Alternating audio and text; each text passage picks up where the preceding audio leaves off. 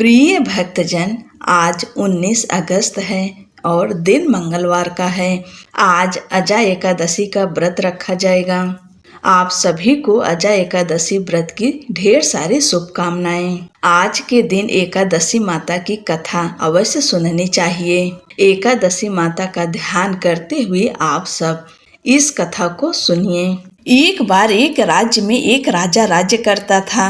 राजा बहुत ही बुद्धिमान और बलशाली था। राजा सदैव अपनी प्रजा का बहुत अच्छे से ध्यान रखता था। प्रजा भी अपने राजा को बहुत पसंद करती थी। राजा की 2 बेटियां थीं। राजा अपनी दोनों बेटियों से बहुत प्रेम करता था। राजा की छोटी बेटी देखने में बहुत सुंदर और आकर्षण थी और राजा की बड़ी बेटी छोटी बेटी के मुकाबले थोड़ा कम सुंदर थी। राजा की छोटी बेटी 11 माता की पूजा किया करती थी और सभी लोग राजा की छोटी बेटी से बहुत प्रेम करते थे और बहुत प्रशंसा किया करते थे।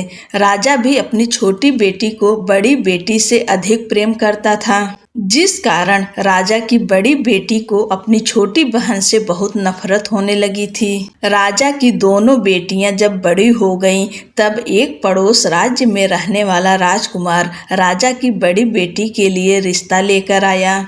लेकिन जैसे ही उस राजकुमार की नज़र राजा की छोटी बेटी पर पड़ी, तो वह राजकुमार राजा की छोटी बेटी पर आकर्षण हो गया और उससे पहली नज़र में प्रेम कर बैठा। उस राजकुमार ने राजा की बड़ी बेटी के साथ विवाह करने से मना कर दिया और उसने राजा से कहा कि मैं आपकी छोटी बेटी से विवाह करना चाहता हूँ। जिसके बाद राजा की बड़ी बेटी यह देखकर अपनी छोटी बहन से बहुत क्रोधित हो गई और राजा की बड़ी बेटी ने अपनी छोटी बहन को अपना सबसे बड़ा दुश्मन मान लिया।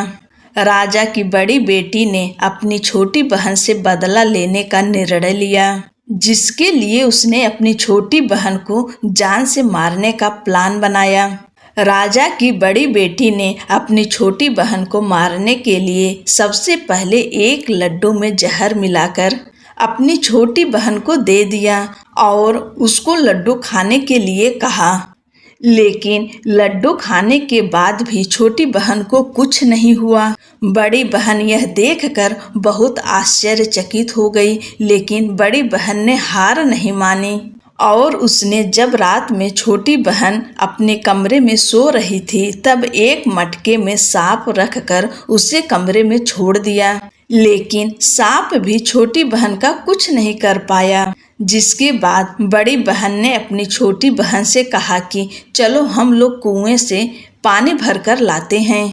जिसके लिए वह अपनी छोटी बहन को पानी भरने के बहाने कुएं के पास ले गई और उसने अपनी छोटी बहन को कुएं में धक्का दे दिया।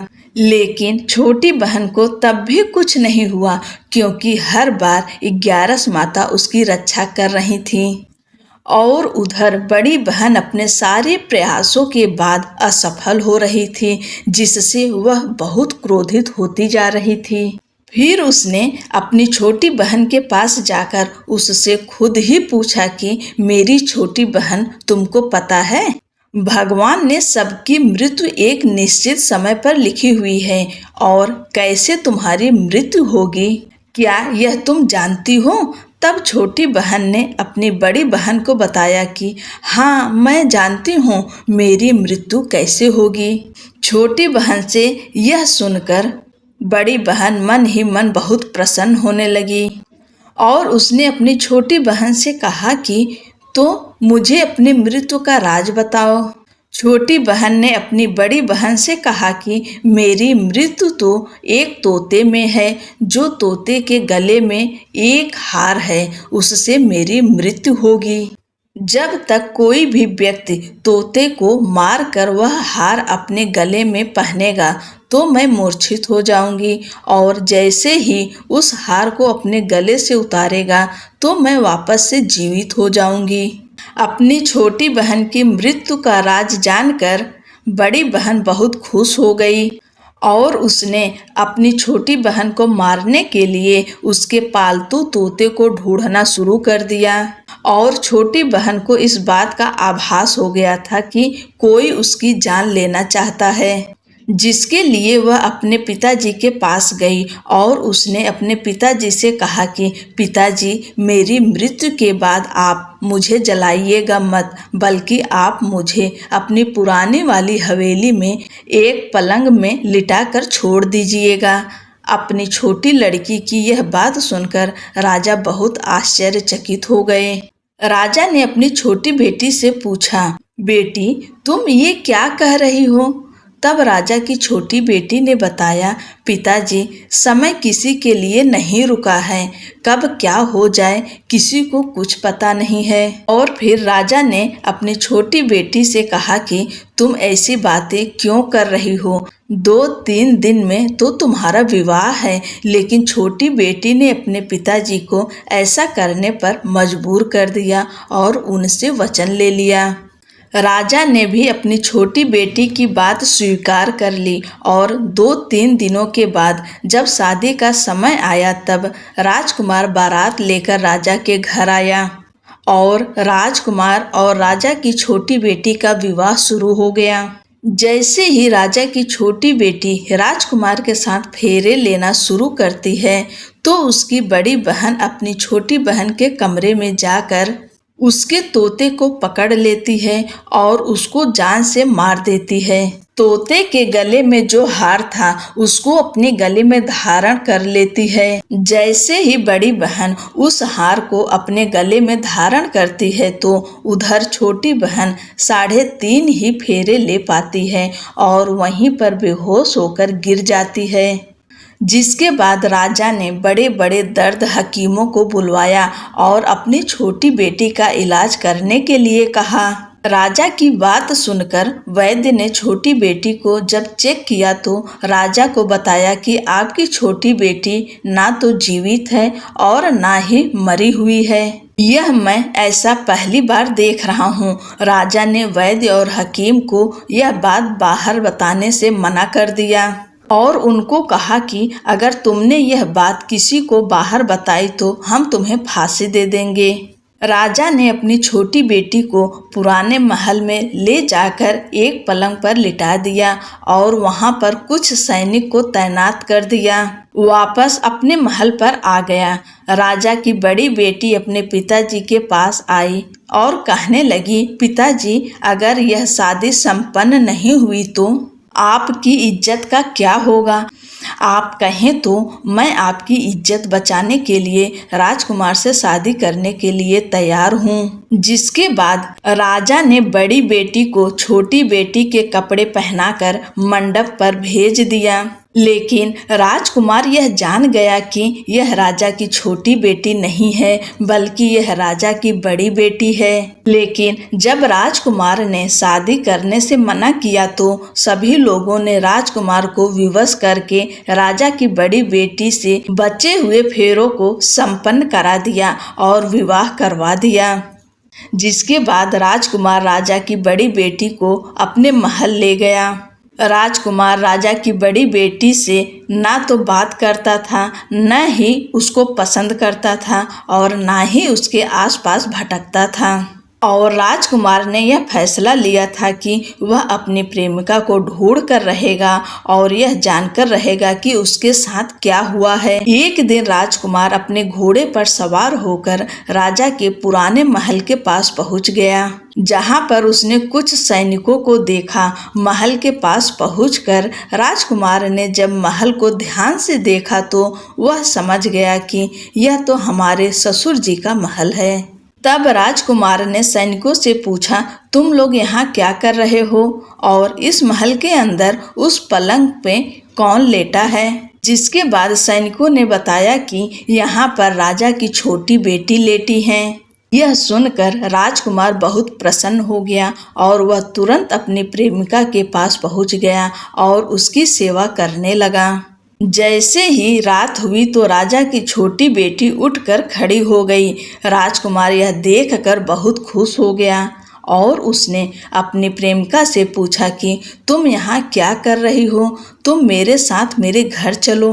राजा की छोटी बेटी ने राजकुमार को सारी बातें बता दी कि मेरी जान एक तोते में बसी थी और मैंने यह बात सिर्फ अपनी बड़ी बहन को बताया था और मुझे पता है कि उसने ही मुझे मारने का प्रयास किया है। उसके पास एक हार है जिसको वह सुबह पहन लेती है और रात को उतार देती है। जब तक वह हार को पहने रहती है तब तक मैं मूर्छित रहती हूँ और जैसे ही वह हार को उतार देती है तो मैं जीवित हो जाती हूँ। और जब तक मेरी बड़ी बहन के पास वह हार है तब तक मैं ऐसे ही जीवित और मूर्छित होती रहूँगी। अगर मेरी बड़ी बहन के पास जो हार है वह मेरे हाथ में लग जाए तो मैं हमेशा के लिए जीवित हो जाऊंगी। राजकुमार यह बात सुनकर राजा की छोटी बेटी के पास रहने का निर्णय ले लिया और उसने अपने बचे हुए सारे फेरे उस पलंग पे लेटी राजा की छोटी बेटी के साथ ले लिए और अपना विवाह पूर्ण कर लिया और वहीं पर ही रहने लगा। देखते ही देखते कुछ समय में राजा की छोटी बेटी और राजकुमार की पत्नी पेट से हो गई। एक दिन राजकुमार को किसी काम से बाहर जाना पड़ा, तब छोटी बहन के पेट में बहुत तेज दर्द होने लगा, जिसके बाद उसने 11 माता का आवाहन किया, जिसके बाद वहां पर 11 माता प्रकट हुई और उन्होंने अपने भक्तों के दर्द को दूर किया और एक पुत्र की प्राप्ति करवाई। और वहीं पर अचानक से राजकुमार भी आ गया। राजकुमार ने 11 माता को देखा तो वह आश्चर्यचकित हो गया और उसने तुरंत माता को प्रणाम किया और 11 माता ने राजकुमार से कहा कि जब तुम्हारा पुत्र 5 वर्ष का हो जाए तो तुम अपनी पत्नी का हार लाकर इसके गले में डाल देना। और देखते ही देखते राजकुमार और राजा की छोटी बेटी का पुत्र 5 वर्ष का हो गया। तो राजकुमार अपने बेटे से कहता है कि बेटा, मैं कुछ काम से बाहर जा रहा हूँ, तुम अपनी माता का ध्यान रखना, और वहाँ से चला जाता है। राजा को बाहर निकलता देख बड़ी बहन के सैनिक देख लेते हैं और बड़ी बहन को जाकर सारी बातें बता देते हैं, जिसके बाद बड़ी बहन अपनी छोटी बहन के पुत्र को वहां से उठवा लेती है और उसको मरवा देती है। छोटी बेटी के पुत्र के 2 टुकड़े करवा देती है। पहला टुकड़ा चक्की के पास छुपा देती है और दूसरा टुकड़ा अपनी पलंग के नीचे रख देती है। अब 11 माता भिखारी का रूप लेकर आती हैं। एक भिखारी का रूप रखकर बड़ी बहन के पास चली जाती हैं, जिसके बाद वहां पर भिक्षा मांगने लगती हैं। बड़ी बहन अपने नौकरों से कहती है कि जाकर भिक्षा दे दो, लेकिन जैसे ही नौकर 11 माता को भिक्षा देने के लिए आते हैं तो माता उन्हें मना कर देती हैं और कहती हैं कि तुम्हारी महारानी से ही भिक्षा लूंगी। जिसके बाद बड़ी बहन स्वयं ही भिक्षा देने के लिए माता के पास आती है।